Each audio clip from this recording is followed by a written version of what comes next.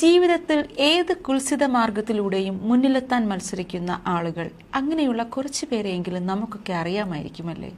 അതിനുവേണ്ടി അവർ എന്തും ചെയ്യും, എന്ത് കള്ളവും പറയും, ആൾക്കാരെ തമ്മിൽ അടുപ്പിക്കും. കൊളീഗ്സ് തമ്മിൽ, അതായത് സഹപ്രവർത്തകർ തമ്മിലുള്ള വർക്കിംഗ് കെമിസ്ട്രി ഇല്ലാതാക്കി വർക്ക് ചെയ്യുന്ന ആ ഒരു ഫേമിനെ തന്നെ ഇല്ലാതാക്കാൻ നോക്കുന്ന ആൾക്കാരെയും നമ്മളൊക്കെ ചിലപ്പോൾ കണ്ടിട്ടുണ്ടാകുമല്ലേ? അതുപോലെ വിജയിക്കാനായി തെറ്റായ വഴികളുടെ പുറകെ പോവാതെ സത്യസന്ധതയുടെ മൂല്യങ്ങളെ മാത്രമാണ് മുറുകെ പിടിച്ചുകൊണ്ട് സ്വന്തം കർമ്മം നന്നായി ചെയ്യുന്നവരെയും നമുക്കറിയാമായിരിക്കുമല്ലേ? ഇപ്പോൾ ഇത്രയുമൊക്കെ പറഞ്ഞത്, ഇപ്പോൾ നിങ്ങൾ കാണുന്ന ഈ ഒരു ചിത്രം ലോക ജനതയെ മുഴുവൻ ഇരുത്തി ചിന്തിപ്പിച്ച ഒരു ചിത്രമാണ്. ഒരു അന്താരാഷ്ട്ര ഓട്ട മത്സരത്തിൽ കെനിയയെ പ്രതിനിധീകരിച്ചിരുന്ന അത്ലറ്റ് ആബേൽ മുത്തായും സ്പാനിഷ് അത്ലറ്റ് ഇവാൻ ഫെർണാണ്ടസുമാണ് ചിത്രത്തിൽ നിങ്ങൾ കാണുന്നത്.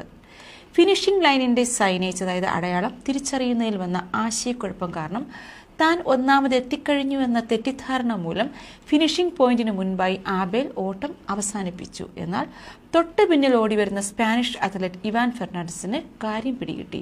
അദ്ദേഹം ആ കെനിയക്കാരനോട് ഓട്ടം തുടരാൻ ഉറക്കെ വിളിച്ചു പറഞ്ഞു. എന്നാൽ സ്പാനിഷ് ഭാഷ മനസ്സിലാവാതിരുന്ന അയാൾക്ക് ഇവാൻ ഫെർണാണ്ടസ് പറഞ്ഞത് എന്താണെന്ന് മനസ്സിലായില്ല. അതുകൊണ്ട് തന്നെ അദ്ദേഹം പ്രതികരിച്ചുമില്ല. ഇത് മനസ്സിലാക്കിയ ഇവാൻ ആബേലിനെ പുറകിൽ നിന്ന് തള്ളി ഫിനിഷിംഗ് പോയിന്റിലെത്തിച്ചു.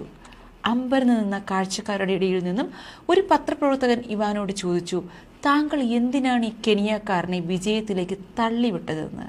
അങ്ങനെ ചെയ്തില്ലായിരുന്നുവെങ്കിൽ ഈ വിജയം താങ്കളുടേതാകുമായിരുന്നില്ലേ എന്ന്.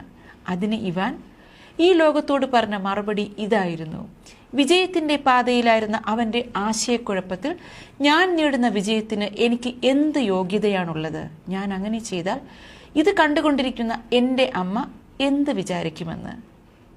വിജയിക്കാനുള്ള തെറ്റായ വഴികളല്ല, സത്യസന്ധതയുടെ മൂല്യങ്ങളെയാണ് നാം മുറുകെ പിടിക്കേണ്ടതെന്ന് തീർച്ചയായും ലോകത്തോട് ഒരു മെസ്സേജ് നൽകുകയായിരുന്നു ഇവാൻ ഫെർണാണ്ടസ്.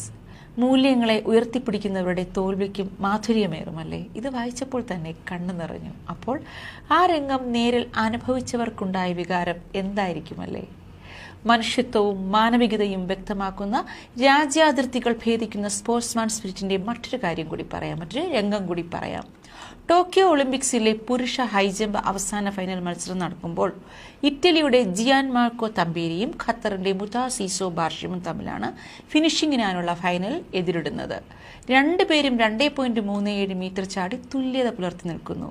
ഒളിമ്പിക് ഒഫീഷ്യൽസ് 3 വീതം അറ്റംപ്റ്റുകൾ 2 പേർക്കും നൽകിയെങ്കിലും 2.37 മീറ്ററിന് മുകളിലെത്താൻ 2 പേർക്കും കഴിഞ്ഞില്ല. പിന്നീട് ഓരോ അറ്റംപ്റ്റ് കൂടി 2 പേർക്കും നൽകിയെങ്കിലും കാലിന് സാരമായ പരിക്ക് പറ്റിയ തമ്പേരി അവസാന അറ്റംപ്റ്റിൽ നിന്ന് പിൻവാങ്ങുന്നു.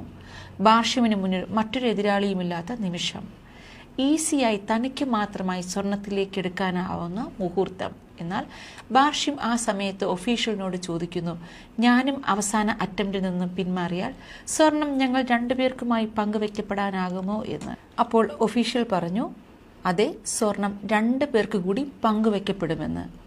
ബാർഷിമിന് പിന്നെ ആലോചിക്കാനൊന്നുമുണ്ടായില്ല. അറ്റംപ്റ്റിൽ നിന്ന് പിന്മാറുകയാണെന്ന് അറിയിക്കുന്നു. ഇത് കണ്ടുനിന്ന ഇറ്റലിക്കാരൻ എതിരാളി തമ്പേരി ഓടിവന്ന് ബാർഷിമിനെ കെട്ടിപ്പിടിച്ച് അലറിക്കരയുന്നു. കായിക രംഗത്തെ നമ്മുടെ ഹൃദയം തൊടുന്ന സ്നേഹത്തിന്റെ മഹത്തായ പങ്കുവെപ്പാണ് നമ്മൾ അവിടെ കണ്ടത്.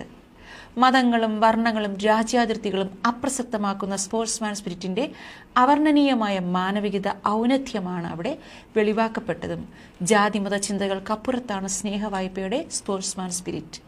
മഹത്തായ മനുഷ്യത്വത്തിന്റെ മൂല്യങ്ങൾ ഉയർത്തിപ്പിടിക്കുന്ന ചില താരങ്ങൾ ഇങ്ങനെയും ഉണ്ട്. അപ്പോൾ നമുക്കെല്ലാവർക്കും സത്യസന്ധത അത് മുറുകെ പിടിക്കാം. നേരായ മാർഗത്തിലൂടെ മാത്രം മുന്നിലെത്താൻ നോക്കാം. അങ്ങനെയുള്ളവർക്ക് ജീവിതത്തിൽ എന്നും ആത്യന്തികമായി വിജയം അവരുടേത് മാത്രമായിരിക്കും.